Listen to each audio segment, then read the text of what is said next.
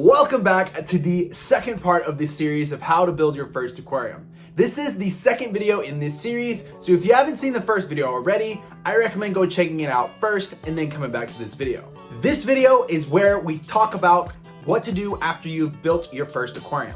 So we're gonna be talking about all the water parameters and how to really cycle your aquarium. So let's jump over to a tank that I am in the middle of cycling as we speak. So this is the aquarium that I've been cycling for this video. And you may be asking, what is cycling? So do you remember when I was talking about the beneficial bacteria when we built our substrate? That is what cycling is. It's getting the bacterial colony established in your aquarium in preparation for the livestock that's gonna go in here. But before we can cycle our aquarium, we have to add some of this de-chlorinator. And I recommend purchasing yourself some de-chlorinator as it's gonna remove all the chlorine and harmful materials from our water. So, once we've added our de-chlorinator, let's go ahead and start the cycle. So you're probably asking, how do I cycle my own aquarium? Well, there's three ways to do this. The first way to do this is by letting your aquarium sit for about 2 to 3 months on its own with no animals.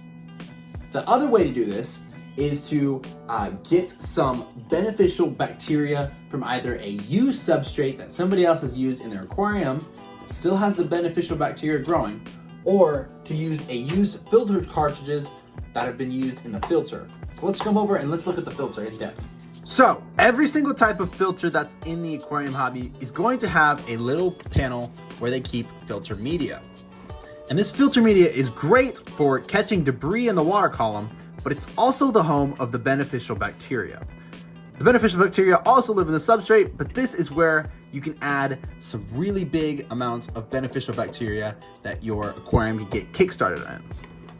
So this tank has been up here for about a month and I still wanted to let it cycle a few more times just until I add some fish. But if you want to speed the process of cycling with the 3-month method up, go and get yourself from a buddy or a local fish store some used filter media to help speed up the process of cycling your tank. The nastier the cartridge or the media, the better. So the third and final way to cycle your aquarium is to add some dither fish or some feeder fish to eat and produce waste, which in return creates more of that bacteria environment that you need in your aquarium to get it cycled. So I bet you're asking, Oliver, how do I know if my aquarium is cycled?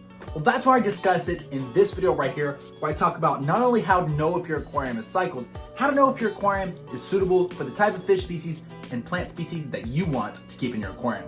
Where I discuss how to use the API Master Test Kit to determine if your water is clean enough and ready for your fish.